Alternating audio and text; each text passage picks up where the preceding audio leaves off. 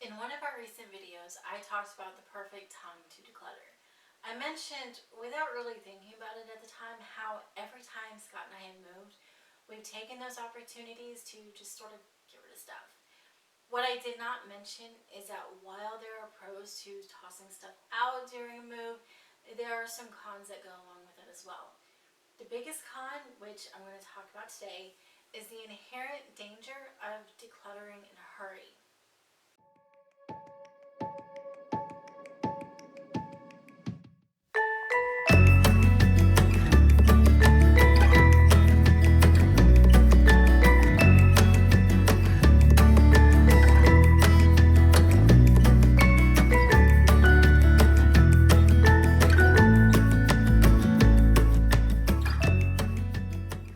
So you're asking yourself right now, dangers? What dangers? There are no dangers to decluttering and organizing. It's all sunshine and rainbows and love. What are you talking about? Well, there are of course obvious pros to decluttering and organizing. A clean, neat space that's under control has a way of just kind of relaxing you and inviting you in. That neat space becomes a weight lifted off of you as you organize and declutter. Sometimes we see how a cluttered space in our home is linked to a cluttered corner of our brains.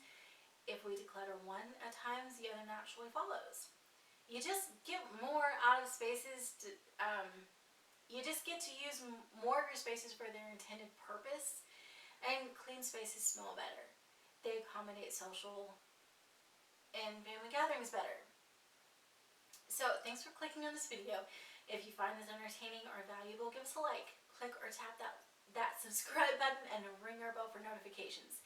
If during the course of this video something catches your attention, or if our content provides value to you in some way, or if you just want to say hi from wherever you are, drop us a line in the comments. We'd love to hear from you and get to know what's important to you and why. One of the things I've learned is that getting rid of stuff isn't the same as decluttering. You see, in the process of decluttering, we have to face the clutter. During a move, our most recent move in fact, we got rid of a lot of stuff in the process. But maybe that's not the best example. Maybe I need to go back to Clintwood. Because when we realized that we would be moving from our house in Clintwood back to Raleigh. No, I need to go back even further than that. Let's go all the way back to Texas. Scott and I lived in a 3-bedroom house in Texas. We had roommates for the other 2 rooms, so it's not like we had acquired 3 bedrooms full of stuff. What we did have was a bedroom, a dining room, and a kitchen. We had a beautiful dining room table, complete with upholstered captain's chairs and a leaf. It was a deep mahogany color. We also had a full bedroom set. I'm talking headboard, footboard, and matching dresser with a mirror. Until the footboard went in the trash. 3 months before we could move, our landlord called us to tell us that he was selling the house and needed us out.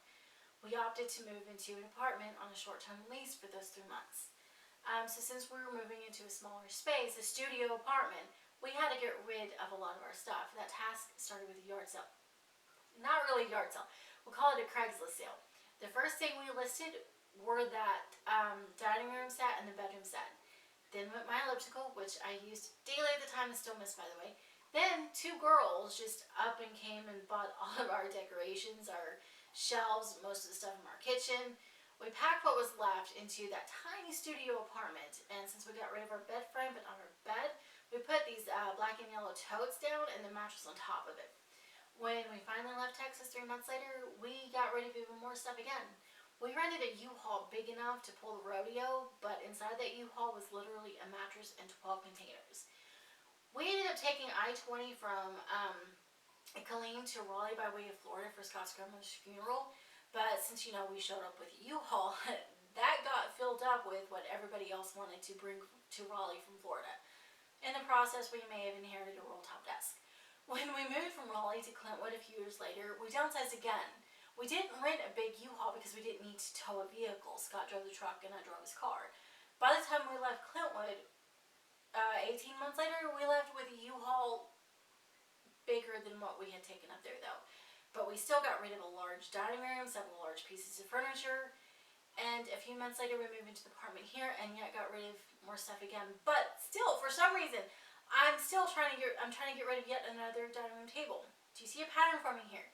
Every time we've moved, we've got rid of stuff, but we didn't go through the process of decluttering, which requires intentional and considered action. In order to declutter and sort of look to be a minimalist, we've learned that we have to take the time to consider what we're getting rid of and why.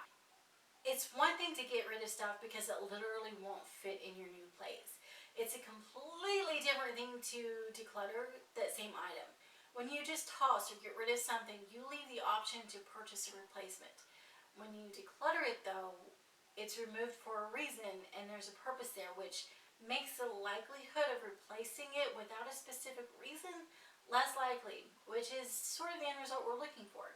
So there is a danger of decluttering. If your decluttering process loses the process about it and just becomes a time when you throw away, sell, or get rid of stuff en masse without doing the cognitive and emotional work behind decluttering, you run the risk of recluttering.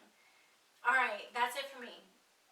If you have anything to add to this conversation, go ahead and let us know in the comments. Since you've made it this far, go ahead and give us that thumbs up, subscribe for more content, and ring that bell for notifications. See you next time.